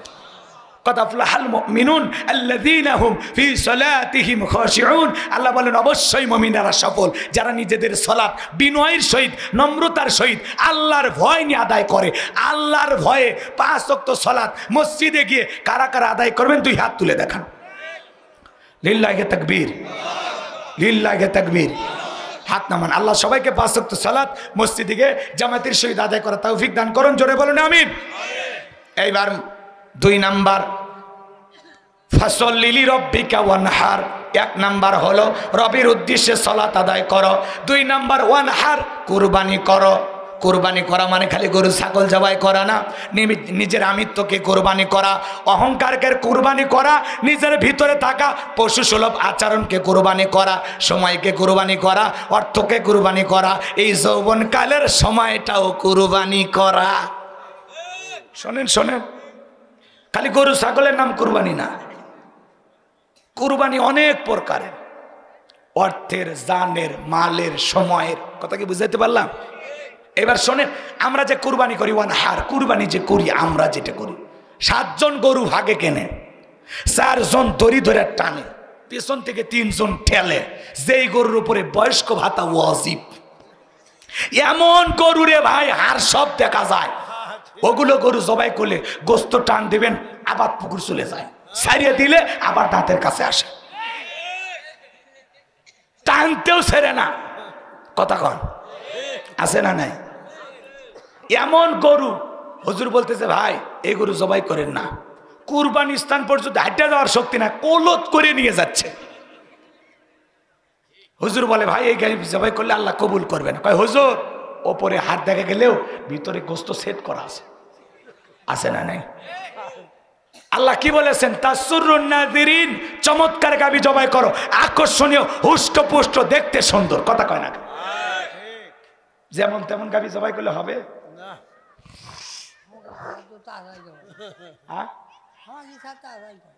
কষ্ট হচ্ছে আপনাদের? এদিক খেয়াল করেন, কুরবানি নিয়ে বেশি ওয়াজ করার দরকার নেই, এটা আপনারা ভালোই বোঝেন। আমি আপনাদের উদ্দেশ্যে বলে যাব, যারা কুরবানি দেবেন 3টা জিনিস খেয়াল রাখবেন। কয়টা? 1 নাম্বার আপনার নিয়ত সহি হওয়া লাগবে। নিয়ত কি হওয়া লাগবে? ইন্নামা আমালু বিন্নিয়াত, প্রত্যেকটা কাজ নিয়তের উপরে নির্ভরশীল। বুখারী শরীফের প্রথম হাদিস। কথা বলে ঠিক কিনা? তাহলে 1 নাম্বার আপনার নিয়তটাকে সহি হওয়া লাগবে। 2 নাম্বার আপনার ইনকামটা বৈধ হওয়া লাগবে, শুড বি হালাল। আপনার ইনকামটা বৈধ হওয়া লাগবে, হালাল ইনকাম হওয়া লাগবে। কথা বলে ঠিক কিনা? হালাল ইনকামের অর্থ দিয়া কুরবানি পশু ক্রয় করতে হবে। 3 নাম্বার নামাজি হয়ে তারপরে কুরবানি করতে হবে। ফাসল্লি লিরাব্বিকা ওয়ানহার, আগে নামাজ পড়ো তারপরে কুরবানি করো। আমি আমার মসজিদে বয়ান করতে গিয়ে বলেছিলাম, খবরদার আপনারা বেনামাজি, সুদখোর, ঘুষখোর, হারামখোর, অবৈধ ইনকাম করে এদের সাথে ভাগে কুরবানি দেবেন না। এই ওয়াজ মসজিদে করছি। জুমার নামাজের পরে মসজিদের বাইরে মানে ভূমিকম্প হচ্ছে, বেনামাজিরা জোট বেঁধেছে। ওরা বলতেছে হুজুরের এত বড় সাহস, বলে বেনামাজি বেনামাজি ভাগে কুরবানি দেওয়া হবে না, আমরা বেনামাজি বেনামাজি একদল হয়ে কুরবানি দেব, হুজুরের কাছ থেকে জব করেও নিব না। হুজুর ওয়াজ বুঝাই কি, এরা বোঝে কি? কথা কন না কেন? আচ্ছা বলেন তো, কুরবানি দেওয়ার জন্য কি 1 বছর আগে নামাজ পড়ার শর্ত দেওয়া হয়েছে? এটা কি জাকাত পাইছেন যে 1 বছর আপনার কাছে মাল মজুদ থাকলে 1 বছর পরে হিসাব করে সম্পদের জাকাত দিবেন? তা তো না। আরে ভাই, আপনি নামাজি হয়ে তারপরে কুরবানি দেন। আপনি যদি কুরবানি দেওয়া 2-1 মাস আগে, 15-20 দিন আগেও নামাজটা ধৈর্য যদি দিতে পারেন, বলা যায় না এই 15-20 দিনের নামাজ আপনাকে সারা জীবন নামাজি বানায় রাখবে, আপনাকে পরিবর্তন করে দেবে। কথা কন আছে? এরকম আছে 2 লাখ টাকার গরু কেনে, রাস্তায় বাঁধে রাখছে। মানুষজন কয় কার গরু? কয় তালুকদারের। কয় বাপ রে বাপ, কত? কয় 2 লাখ। কয় তালুকদার ঠকে নাই, জিতছেন। তালুকদারকে আমি ঠকার মানুষ, পিছনে যে রান দেখা যায় 1 রানে 4 মণ গোস্ত। যারা কুরবানির পশু নিয়ে এসে কোথায় কি পরিমাণে গোস্ত হবে হিসাব নিকাশ করে, এদের কুরবানি হবে? জোরে বলেন হবে? হবে না। আপনি কয় লাখ টাকার গরু কুরবানি দিলেন, আল্লাহ ওইটা দেখেন। আল্লাহ কি দেখে? ওয়ালা কি ইয়ানালুহু তাকওয়া মিনকুম। আল্লাহ দেখে তাকওয়া। কথা মানে কে? তাকওয়া মানে কার ভয়? আপনার কুরবানি যদি আল্লাহর জন্য হয়, আল্লাহকে রাজি খুশি করার জন্য হয়, আপনি যদি 20,000 টাকার ছাগলও দেন, এই ছাগলের রক্ত জমিনে পড়ার আগে আসমানের মালিক আল্লাহর কাছে। তাহলে কুরবানির মাধ্যমে আমরা তাকওয়া শিখি। এই যে পবিত্র রমজান মাস, আল্লাহ তাআলা কি বলেন? ইয়া আইয়ুহাল্লাযীনা আমানু কুতিবা আলাইকুমুস সিয়ামু কামা কুতিবা আলাল্লাযীনা মিন ক্বাবলিকুম লাআল্লাকুম তাত্তাকুন। আল্লাহু আকবার। আল্লাহ ডেকে বলেন, হে ঈমানদারগণ, তোমাদের উপরে রমজানের রোজাকে ফরজ করা হয়েছে। শুধু তোমাদের উপরে সিয়াম ফরজ করা হয় না, তোমাদের পূর্ববর্তী উম্মত যারা দুনিয়ার জমিনে এসেছিল তাদের উপরে রমজানের রোজা ফরজ ছিল। আল্লাহু আকবার বলেন। এর মাধ্যমে তোমরা যেন কি করতে পারো? লাআল্লাকুম তাত্তাকুন, পরহেজগারিতা অর্জন করতে পারো, তাকওয়া অর্জন করতে পারো, আল্লাহর ভয় অর্জন করতে পারো। রমজান মাস আমাদেরকে তাকওয়া শিখায়, রমজান মাস আমাদেরকে আল্লাহর ভয় শিখায়। যার অন্তরে আল্লাহর ভয় আছে, এর পিটাইয়াও গুনাহ করানো সম্ভব নয়। আজকে রমজান মাস আমাদের একেবারে দোরগোড়ায়, একেবারে দোরগোড়ায়। এরপরে রমজান নিয়ে আমাদের প্রস্তুতি নাই। আমাদের প্রস্তুতি গ্রহণ করার দরকার আছে না নাই? রমজানের প্রস্তুতি কিভাবে নেব? বেশি বেশি ছোলা, বুট, চিনি এগুলো বাড়িতে কিনে মজুদ করবো নাকি? এটার নাম প্রস্তুতি নয়। সাহাবায়ে কেরাম রমজান মাসের 2-3 মাস আগে রমজান আসবে এজন্য তারা ব্যাকুলতা প্রকাশ করতেন যে কখন রমজান আসবে। তারা অপেক্ষায় থাকতেন, প্রতীক্ষায় থাকতেন। সাহাবায়ে কেরাম রমজান মাস আসলে ব্যবসা বাণিজ্য হাঁটাসাঁটো করতেন, কমায়া দিতেন, যাতে বেশিভাবে আল্লাহকে ইবাদতে সময় দেওয়া যায়। সুবহানাল্লাহ বলবেন না? আর আমরা রমজান মাসে ব্যস্ততা বাড়াই। কথা কয় না ভাই? এই সিয়াম সাধনার মাসে আসুন আমরা প্রস্তুতি গ্রহণ করি, রমজান মাসের প্রস্তুতি গ্রহণ করি। রমজান আসার আগে আমরা প্ল্যান করি কিভাবে রমজান মাস আল্লাহর ইবাদতে কাটাবো। কখনো রোজা ছাড়ার সুযোগ নাই, সিয়াম তো পালন করতেই হবে। 29টা হোক আর 30টা হোক, প্রত্যেক দিন আমরা সিয়াম পালন করব ইনশাআল্লাহ। আল্লাহ কবুল করেন, জোরে বলেন আমিন। এই যখন রমজান মাস আছে, কিছু কিছু মানুষের পেটের ভিতরে ডিজিটাল গ্যাস দেখা দেয়। কয় চাচা রোজা নাই। কয় বাপ রে বাপ, যে গ্যাস বা ভাতি যায়। কথা কয় না? একটা লাঠি দেয়ালের সাথে দিয়ে আর একটা পেটের সাথে দিয়ে ঠেলে ধরে রাখছে।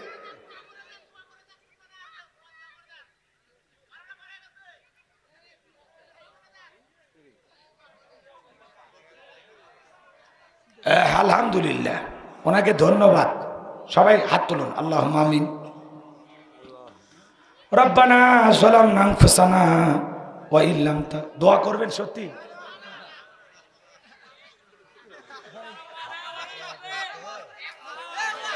ওই চাচার কথাই দোয়া হবে। আর একটা আয়াত যে আছে, হ্যাঁ না না আপনারা শুনবেনই না, জোর করে শোনাবেন। আর একটা আয়াত শেষ করে দিয়ে শোনেন। তাহলে কুরবানি হবে একমাত্র কার জন্য? ফাসল্লি লিরাব্বিকা ওয়ানহার। রবের উদ্দেশ্যে সালাত আদায় করব, রবের উদ্দেশ্যে কুরবানি করব ইনশাআল্লাহ। ইন্না শানিয়াকা হুয়াল আবতার। আল্লাহু আকবার বলেন। নবী গো, যারা আপনাকে লেসকারের বংশ বলে, ও নবী আপনি মন খারাপ করবেন না। ওই আবুল আবুদ বা সাইবা, ওদের বংশকে আমি আল্লাহ নির্বংশ করে ছাড়ব। নবী আপনি মনের মধ্যে কষ্ট নেবেন না। কথা কয় নাকি? আপনাদের এলাকায় কন্ট্রোল করা কেউ নাই নাকি? মানে আপনারা যা খুশি তাই নাকি? বক্তা নিয়ে আসেন এগুলো করার জন্য? ওই চাচার ভাল লাগতেছে না, বাড়ির যাবে। মানে পোলার জন্য অনেকে আটকে আছে, মানে পোলাটা পাইলে ভালো হয়। যাক, আমি আর কষ্ট দেব না। রমজান আসছে, রমজান নিয়ে দুই একটা কথা বলতেছি, তাতেও গুতা যদি মারেন তা আপনারা কি আর শুনবেন? রমজানের প্রস্তুতি গ্রহণ করার দরকার নাই। এই কথাটা বলা কি ভালো না খারাপ? তাও ভাল লাগে না। না, আমি আর চালাবো না, আমি ব্রেক করছি তো করছি। এখন শোনেন, ইন্না শানিয়াকা হুয়াল আবতার। নবী যারা আপনাকে লেসকাটা নির্বংশ বলে, আপনি মন খারাপ করবেন না, কষ্ট নেবেন না। আমি তাদেরকে নির্বংশ করে ছাড়বো। তাদের নাম নেওয়ার মতো দুনিয়াতে মানুষ থাকবে না। আপনার ছেলে সন্তানগুলোকে নিয়েছি, আপনি মন খারাপ করবেন না। আপনার কোটি কোটি রুহানি সন্তান আমি আল্লাহ জমিনে পাঠাবো, যারা আপনার জন্য জীবন দিতেও রাজি। আল্লাহু আকবার বলেন। তাম পৃথিবীতে 200 কোটি মুসলমান, আমরা সবাই রসুলের রুহানি সন্তান। আল্লাহু আকবার বলবেন না? এই জন্য ফ্রান্সের জালেমেরা যখন দেয়ালে দেয়ালে রসুলের কার্টুন প্রদর্শন করলো, তখন তাম পৃথিবীর মুসলমানেরা প্রতিবাদ করলো। ওরা কার্টুন বানায় নাক বেঁকা করিয়ে দিয়ে মুখে কয়েকটা দাড়ি লাগাইয়া বলে ইনি মোহাম্মদ। জোরে কর নাউজুবিল্লাহ। আমার নবী কি দেখতে কার্টুনের মতো? নবীর চাইতে সুন্দর মানুষ আল্লাহর জমিনে দ্বিতীয় জন কেউ আছে? রসুল হলেন পৃথিবীর সবচাইতে সুন্দর মানুষ। যেই রসুলের চরিত্রের সার্টিফিকেট আল্লাহ দিয়ে বলেন, ওয়া ইন্নাকা লাআলা খুলুকিন আযীম। নবী গো, আপনি হলেন পুত পবিত্র মহান চরিত্রের অধিকারী। বলুন আল্লাহু আকবার। কেমন নবীর উম্মত যে নবী 63 বছরের জিন্দেগিতে একটি মিথ্যা কথা বলেননি। আল্লাহু আকবার বলেন। সেই নবীর চরিত্রে আঘাত দিয়ে কথা বলবে যারা, নবীকে নিয়ে বাজে ভাষায় কথা বলবে যারা, অবৈধভাবে দুনিয়াতে জন্ম হয়েছে তারা। নবীকে যারাই গালি দেবে ওদের জন্মের ঠিক নাই। কথা কয় না, বোঝেন নাই? ওলীদ বিন মুগীরা মক্কার একজন কাফের, নবীকে অকাত্য ভাষায় গালিগালাজ করে, আজে বাজে ভাষায় নবীকে গালি দেয়। নবী কষ্ট পায়। আল্লাহ আসমান থেকে আয়াত নাজিল করে বলেন, উতুল্লিম বাদা জালিকা জানিম। নবী গো, এই ওলীদ বিন মুগীরা হলো পিতৃ পরিচয়হীন জারজ সন্তান, একটা বাস্টার্ড। কথা বোঝেন নাই? ওলীদ বিন মুগীরা আরবের মানুষ, ডেকে বলেন, নবী এত বড় কথা, আমার জন্মের ঠিক নাই, আপনি থাকেন, আমি আসতেছি। ছেলেটা বৈধ না অবৈধ জানে কে? ফ্যাক্টরির মালিক, তার মানে মা। কথা কোন ঠিক কিনা? এইবার তার মায়ের নাম ছিল ঝর্ণা। যা বলে মা করবি না কোনো তালবাহানা।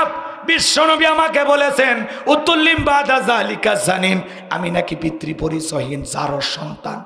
এ মা, যা বলবি সত্য বলবি। ওলীদ বিন মুগীরার মা ঝর্ণা বয়স্ক মহিলা বলে, বাবারে আমার এক ঠ্যাং কবরে গেছে, আমি মিথ্যা বলবো না।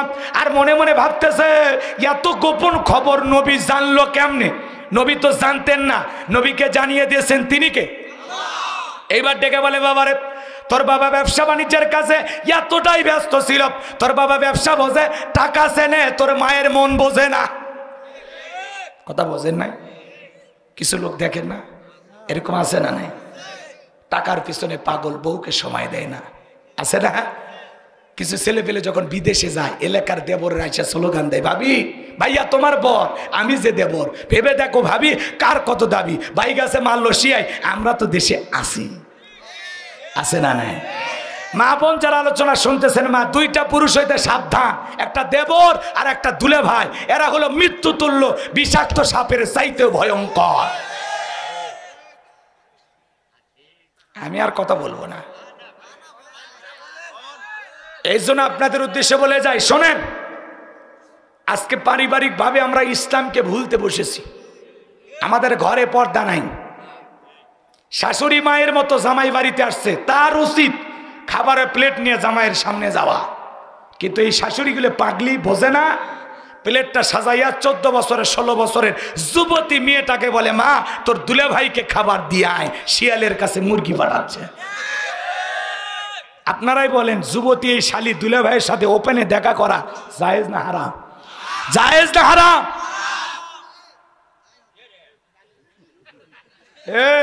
তো শালির বয়স কত? 2 বছর নাকি? জায়েজ আছে। সেই মুফতি সাহেব বসে আছে, বোঝেননি? এখন চায়ের কাপেও মুফতি সাহেব বের হয়। মানে একটা বিষয় তুলে ধরবেন, এর মাসলা তো সহজ। রমজান মাসে বমি করছ, এই মাসলা তো সহজ, রোজা তোমার ঠিক নাই। কথা কয় না কে? আছে না? এ ভাই, রোজা ভঙ্গের কারণ আছে না নাই? জোরে বলেন, আছে না নাই? কেউ যদি অনিচ্ছাকৃত ভাবে বমি করে, অনিচ্ছায় বমি যদি হয়ে যায়, তার রোজা ভাঙবে? জোরে বলেন, রোজা ভাঙবে না।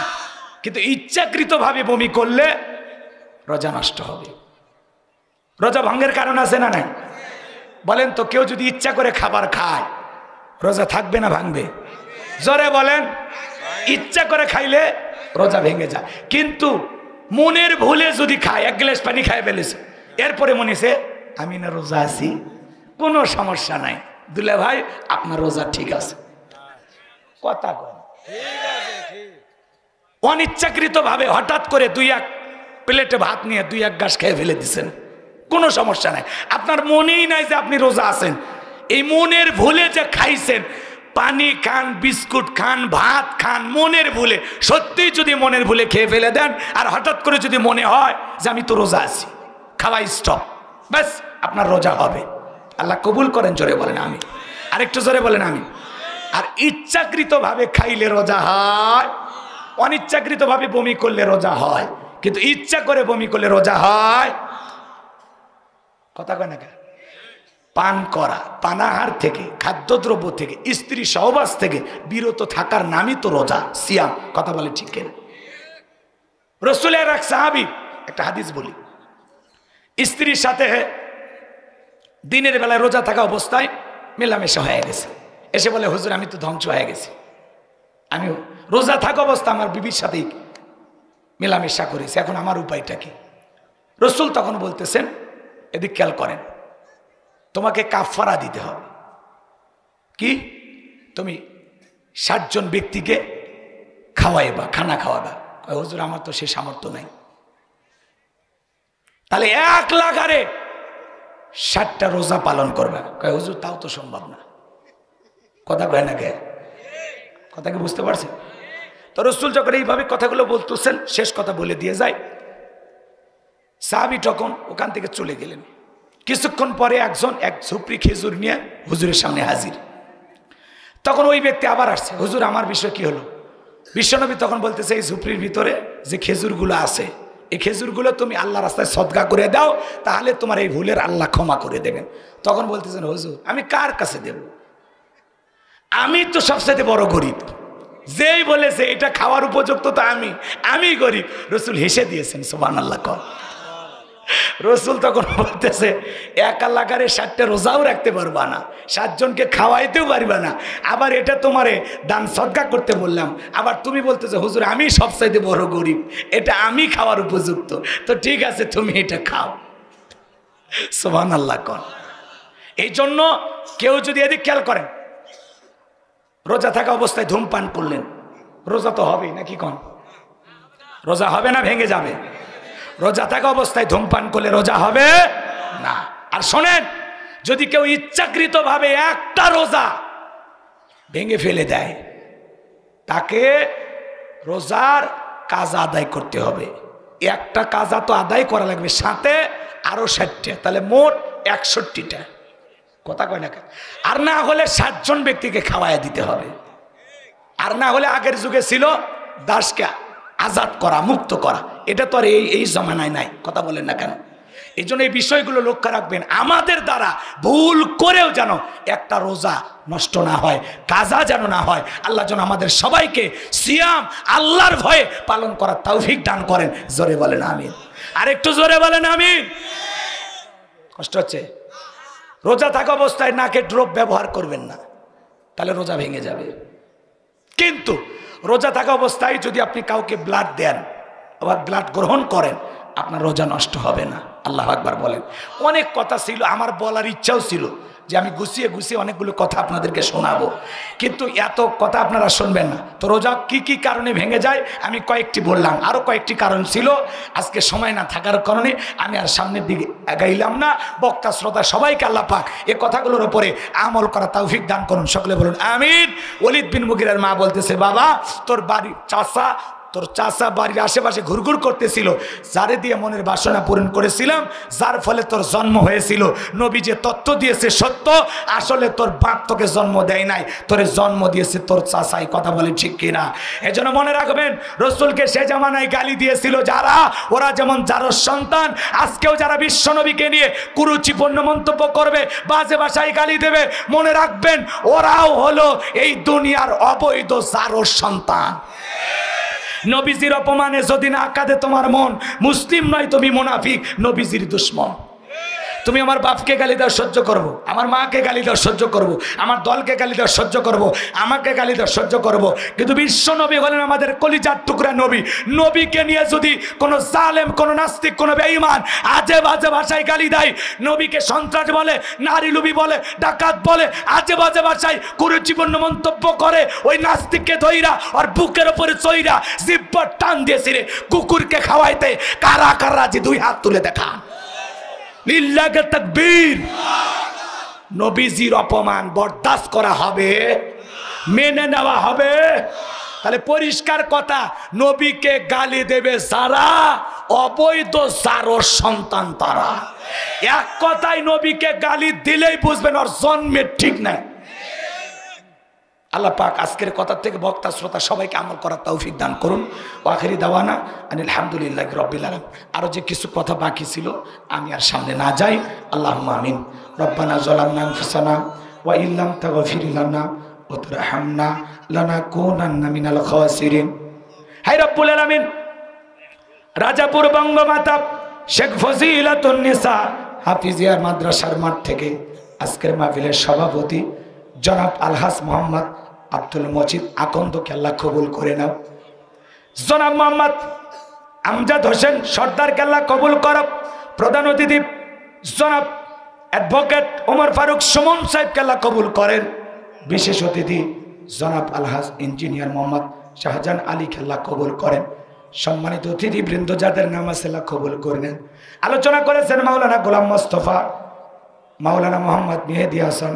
তোমার গোলামদের কণ্ঠ তুমি দিনের জন্য কবুল করে নাও। আল্লাহ তাআলা মাহফিল উপস্থাপনায় জনাব মাওলানা মোহাম্মদ আবু সাইদ ভাইকে আল্লাহ কবুল করে নেন। বারবার মোবাইলে যোগাযোগ করেছেন, কষ্ট করে আমাকে দাওয়াত দিয়েছেন। আল্লাহ ভাইয়ের হায়াত বাড়ায় দেন, জিন্দেগির গুনাহগুলো মাফ করে দেন। আল্লাহ তাআলা ভাইয়ের এই দিনী প্রতিষ্ঠানটাকে আল্লাহ কবুল করে নেন। সার্বিক তত্ত্বাবধানে জনাব মোহাম্মদ মোজাম্মেল হক মোল্লা, জনাব মোহাম্মদ আব্দুল ওয়াহাব সর্দারকে আল্লাহ কবুল করে নেন।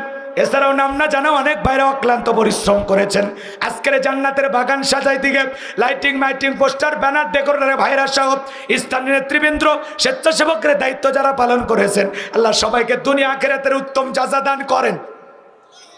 আল্লাহ তাআলা আমরা যারা হাত তুলে ধরেছি, অনেকের মা নাই বাবা নাই, ইয়েতিম কবরে চলে গেছে। জনম দুঃখিনী মায়ের কথা কি বলা যায়? আদরের বাবার কথা কি বলা যায়? যে মা 10 মাস 10 দিন গর্ভে ঠাই দিয়েছে, প্রসবের যাতনা সহ্য করেছে, 2-2.5 বছর বুকের দুধ পান করাইছে, ওই জনম দুঃখিনী মা বাবা যাদের কবরে চলে গেছে, মা বাবার কবরে আর সবটুকু পৌঁছায় দেন, কবরগুলো জান্নাতের বাগান বানায় দেন। রব্বির হামহুমা কামা রব্বায়ানি সগীরা।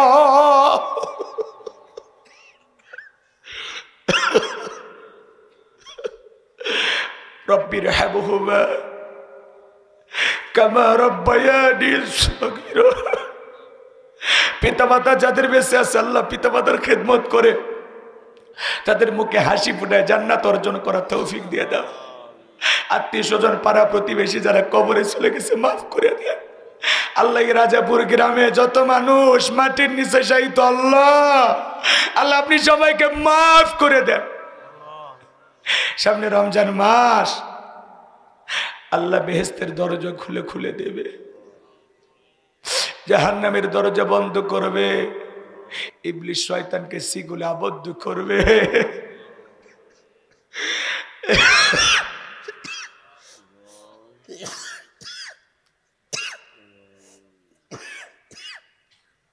এরপরে আমরা গুনাহ মাফ করাইতে পারি না, গুনাহ ছাড়তে পারি না। আল্লাহ আমাদেরকে গুনাহ মুক্ত একটা রমজান দান করো। আল্লাহ এই সিয়াম সাধনার মাস আমাদের সামনে, আল্লাহ এই রমজানের রহমত মাগফিরাত নাজাত আমাদের ভাগ্যে জুটায় দাও। আল্লাহ এই রমজানের সিহারি ইফতারি গুলো কবুল করে নিও। আল্লাহ আল্লাহ যত ভাইয়েরা সূরা কাউসার থেকে আলোচনা শুনেছেন সবাইকে 5 ওয়াক্ত নামাজি বানায় দেন।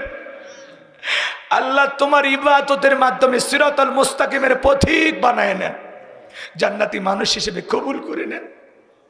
আল্লাহ আমার মা বোনেরা কষ্ট করে হাত তুলেছেন, আল্লাহ আমার মা বোনদেরকে পর্দা করার তৌফিক দিয়ে দেন, নামাজি বানায় দেন, রোজাদার বান্দি হিসেবে কবুল করেন, স্বামীর খেদমত করে তাদের দাম্পত্য জীবনকে হযরত আলী আর ফাতিমার মতো কবুল করে নেন। আল্লাহ তাআলা আজকের মাহফিলে যত মানুষ হাত তুলেছে আল্লাহ আজকের মাহফিলে বাস্তবায়ন করার জন্য যারা নগদে বাকিতে টাকা পয়সা দান করেছে, আল্লাহ কোরআনকে ভালোবেসে দান করেছে, আল্লাহ সকলের দানগুলো কবুল আর মঞ্জুর করে নাও। এ দানের ওসিলা করে কোটি কোটি টাকার মালিক বানায় দাও, দুনিয়া আখিরাতে ইজ্জত সম্মান বাড়ায় দাও। আল্লাহ তাআলা এ মাদ্রাসাকে কবুল করে নাও, মাদ্রাসার উস্তাদ ছাত্রদের কমিটির ভাইদেরকে আল্লাহ কবুল করে নাও, রাজাপুর গ্রামের সমস্ত মুসলমানদের ভাইকে আল্লাহ কবুল করে নাও। আল্লাহ সবাইকে নামাজি বানায় দাও। কি সুন্দর মসজিদ দেখলাম, মসজিদটা যেমন সুন্দর তার চাইতে আমাদের ঈমান আমল আরো বেশি সুন্দর হওয়ার তৌফিক দিয়ে দেন। আল্লাহ মসজিদে গিয়ে মাথা নত করে সবাইকে সিজদা দেওয়ার তৌফিক দান করুন। আল্লাহ তাআলা অনেক কথা বলার ছিল, আমি ভেবেছিলাম আরো 30-40 মিনিট কথা বলবো, কিন্তু যা বলতে পেরেছি যা বলতে পারি নাই। বক্তা শ্রোতা সবাইকে আমল করার তৌফিক দিয়ে দেন। আল্লাহ তাআলা আগামী বছর বড় কোনো আলেম নিয়ে এসে এ মাঠে কোরআনের তাফসীর মাহফিলকে আপনি কবুল করেন। আল্লাহ তাআলা মিডিয়ার ভাইদেরকে কবুল করেন, আমার সাদিক ভাই, হারুন ভাই, রুবেল ভাই, আব্দুর রহিম ভাইকে আল্লাহ কবুল করেন, হারুন ভাইকে আল্লাহ কবুল করেন। আল্লাহ তাআলা মাহফিল বাস্তবায়ন করার জন্য যারা যেভাবে সহযোগিতা করেছেন কবুল করেন।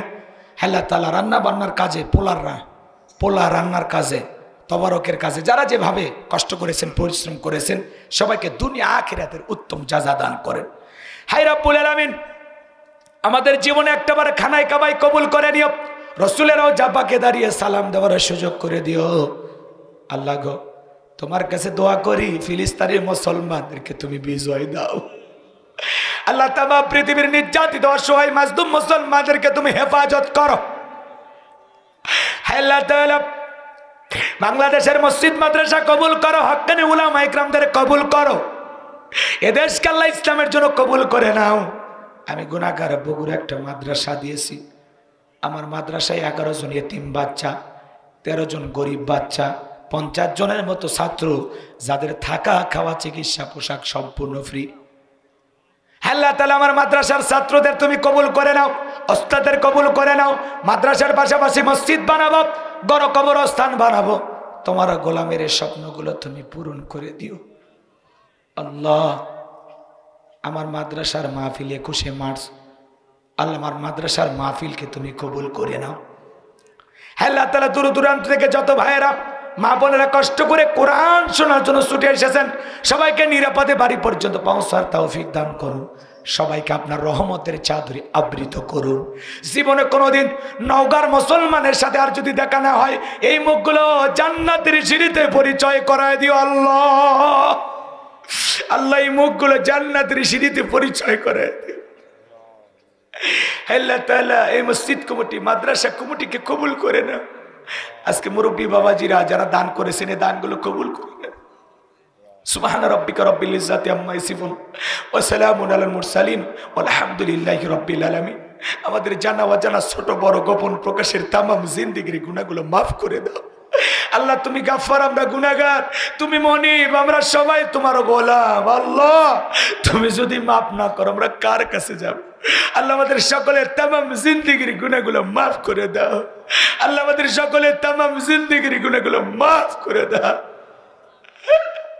আল্লাহ ফিরাইয়া দিও না, আল্লাহ সামনে রমজান মাস, আল্লাহ এই রমজানের উসিলে আমাদেরকে তুমি মাফ করে দিও।